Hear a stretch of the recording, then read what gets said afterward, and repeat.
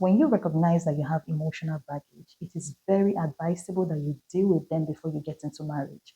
A lot of marriages are suffering today because of emotional baggage, carry over emotional baggage. And sometimes when you don't pay attention to the baggages that you have before getting into marriage, it has the ability to ruin your marriage. So marriage is a beautiful thing. It's a beautiful experience that is meant to give you peace. It is meant to bless you. It is meant to help you become better than you were before, because two heads are better than one. When you understand the purpose of marriage and relationship, you will get the fact that marriage is meant to be a help to you. But the reason why some people go through a lot of difficulty in marriage is mostly because of baggages that they carry over from their singlehood into their marriage. And some of these baggages could come from their previous relationship. It could come from family relationships. So, but the most important thing is to ensure that you do an emotional detox before you get into marriage. Because when you don't do that, when you don't really clean your emotions up and ensure that you are fine and healthy enough emotionally to be in a marriage, the baggages will definitely come after you and you wouldn't want to have such experience. And also, when you have a partner that you want to get married to and you notice that the person has been through some emotional issues, it is not advisable to just move on and get married to him or her, believing that you are going to get her or get him better or help him heal and all that.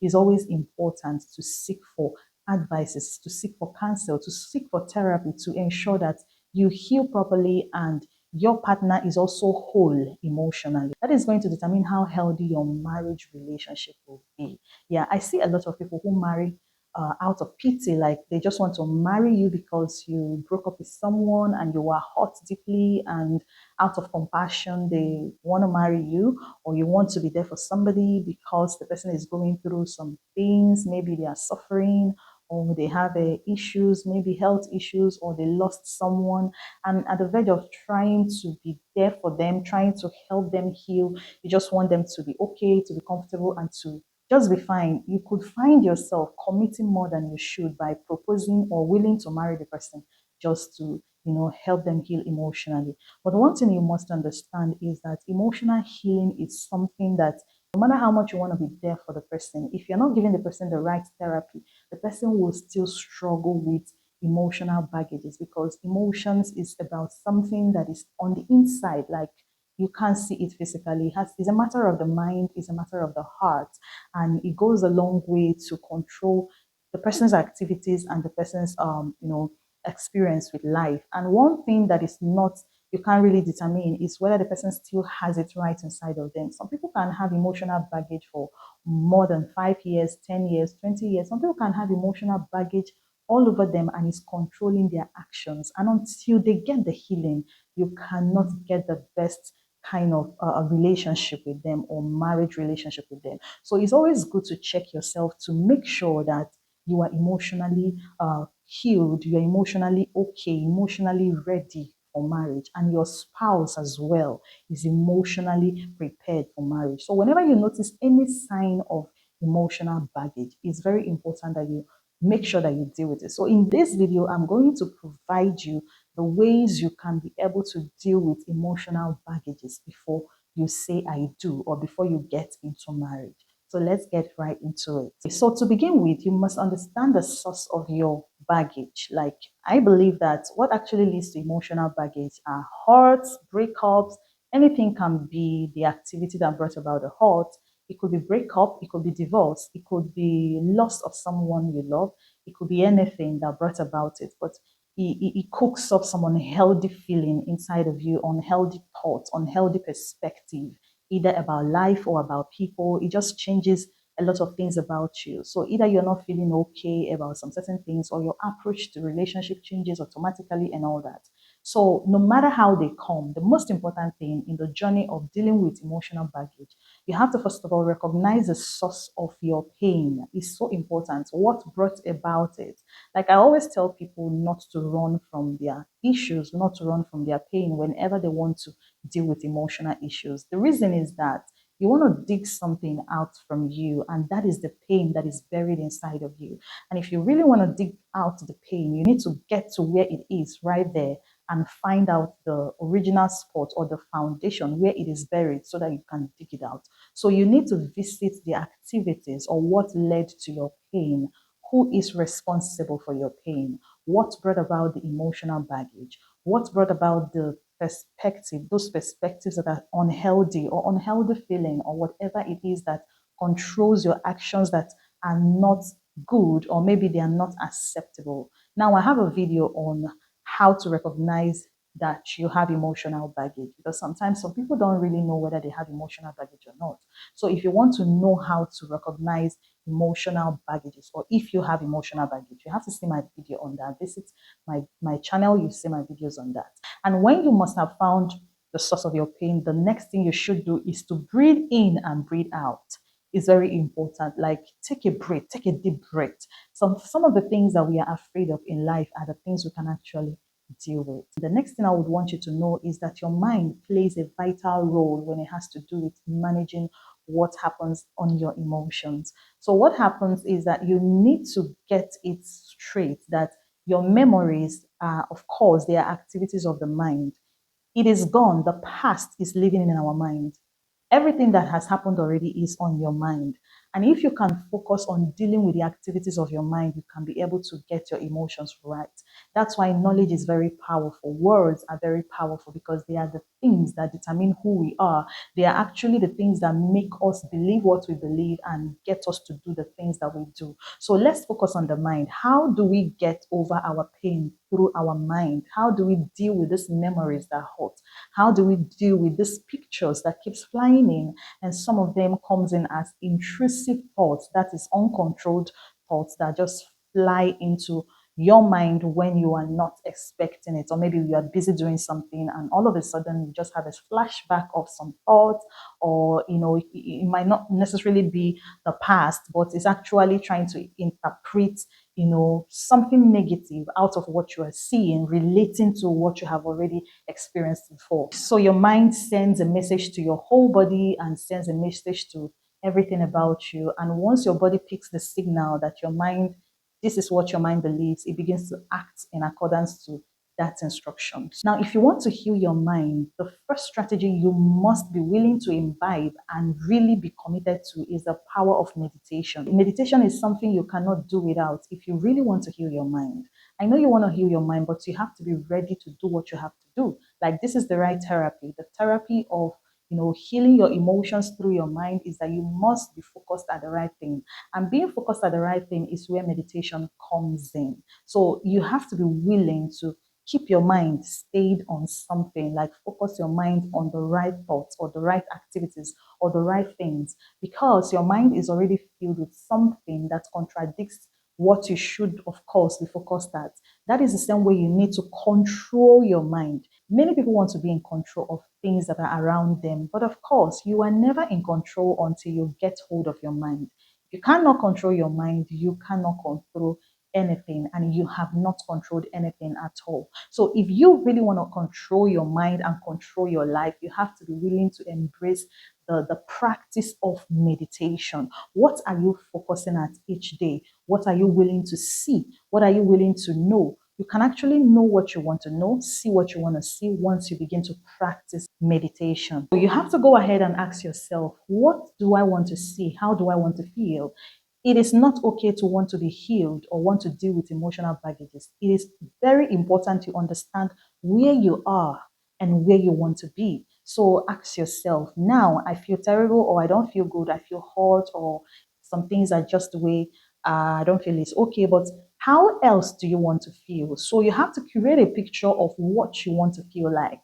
Yes, you have to create a picture. I know some cases or some situation can really be terrible that people are tired of thinking positive of themselves, or you don't know how to pick yourself up from here because the situation, the pain is just overwhelming. So you are wondering how you don't have the strength to really see positivity or to see something, or to be optimistic about something. And when you get to that point, you might need help, of someone to help you see. But the fact still remains that you are the only one that will still wake up to the point of seeing what you want to see or what you should see to help you heal. Now, because the mind is special and unique to you, everyone has been blessed with the ability to envision, to have vision, to have dreams. I don't mean sleeping and dreaming. I mean to have a dream. So everyone is blessed to have a dream. So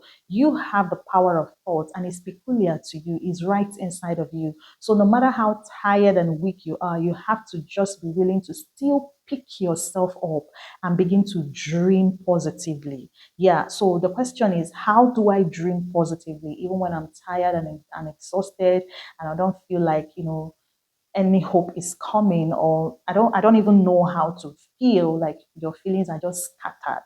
Now you have to begin by confessing some certain kinds of words, and when you speak to yourself, it has the way of motivating you to begin to think what you say. Have you noticed that sometimes some words fly into your head just because someone said it, or maybe you listen to a song, or you are just going, somewhere, and you pass through some place where some music we are playing, you didn't really pay attention to them, but of course it flew into you and you didn't know it was right there. Maybe when you get home or the next day, the song begins to ring on your head, and the next minute you begin to say it and begin to sing what you didn't even pay attention to. That is how meditation is. Now your mind is very powerful. It has the ability to pick things that you expose it to. No matter how tired you are, your mind is an organ that functions because God created it to function the way it should function. So what you should do is to learn how to speak some words that are important. That is why I said you must know what you want from what is already happening to you. You are weak, you are down, you are broken, everything is not all right. But of course, you should know that, okay, yes, I know I'm weak, I'm down, but this is what I should have, or I should be happy, I should be peaceful, I should be loving, I should be, kind, I should forgive. These are things that, okay, yes, I know I'm down now, but this is exactly what I should have. So when you recognize what you believe you should have, that is when you begin to say it. Now, in this video, I want to share four words that you must be saying to yourself to begin your healing process and dealing with emotional baggages. Number one of it is, I forgive myself and others. Now, you don't need to feel like saying this before you say it. You just have to condition your mind to say, just say it.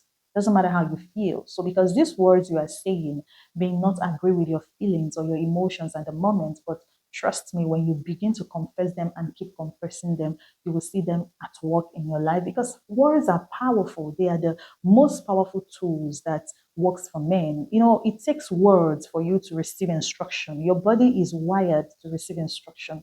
Your mind is wired to pick instructions, and words are commands of men. So even when you are saying it to yourself, you are speaking command to your body, and your body is just structured in such a way that it has to pick an instruction and a command to move. So when you say, I forgive myself and others, when you say this, you don't feel it, but you just said it. And if you continue to talk like this for some days, you find out that you will begin to, reflect on it. And before you know it, it will begin to happen to you. So the second word is, I release all the pain.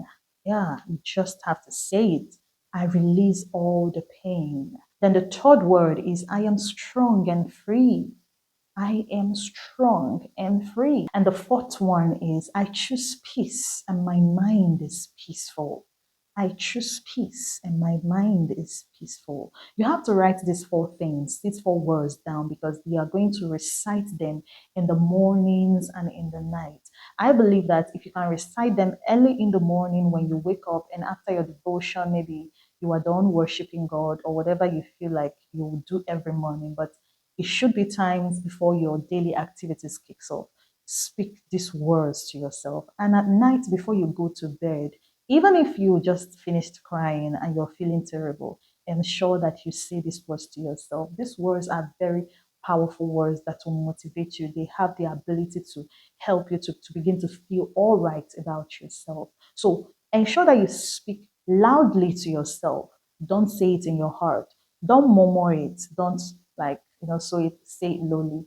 You have to speak it loud to yourself. So when dealing with emotional baggages or healing from hurts and breakups, there are three things you must never do. Number one of it is, don't expose yourself to music that stir up negative emotions and feelings.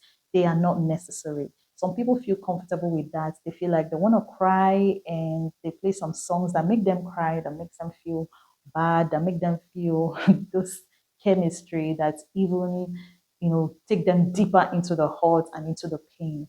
Remember, you don't need to feel very bad. You don't have to keep exposing yourself to bad feelings because it has the ability to make you sick and break your organs. So you have to try as much as possible to make sure that you are fine, you are happy, you are good, you are not always feeling bad because bad feelings are not good for your health. So you have to stay away from songs and words that torment and make you feel even much bad. Stay away from emotional songs when you are hurt or when you have breakups. Stay away from breakup songs. Stay away. You had divorce. Stay away from some movies as well that you see and they are actually talking in that direction or they are once those songs or movies or pictures that you are seeing begins to affect you, like affect your emotions negatively, just know that those materials are not the right for you. It could even be books that you are reading, it could be novels and that, and it's actually stirring up those negative emotions. It's important that you completely stay away from them because they are going to do more damage than they heal you. Be intentional about it. So the next thing you must not do when you are dealing with emotional baggage is staying with toxic people or people I call triggers. There are people who don't help the matter. They remind you of the experience or the hurt. It could even be people who led to the situation. So try as much as possible to stay away from them. It's okay to stay completely away from some certain kind of people when you are dealing with emotional baggage or you are healing from hurt and breakups. You mustn't stay with everybody. When you notice that these people or this person don't contribute to my healing, rather they trigger what makes me even worse, you just have to stay away from them. Give some space because your healing is very, very important. So the next mistake you shouldn't make when healing from emotional baggage and hurt is not being intentional about what you see, like or where you go or the things that you do, the people you mingle with.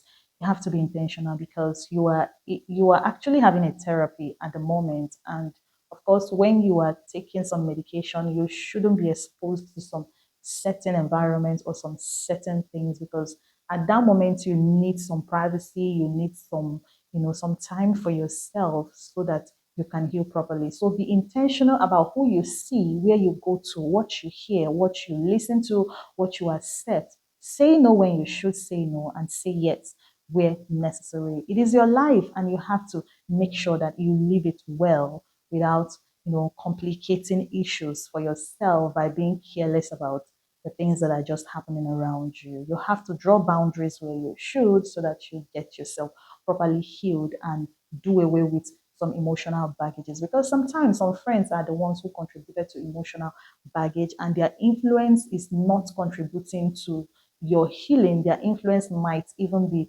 making the situation worse. Take for instance a friend who don't forgive.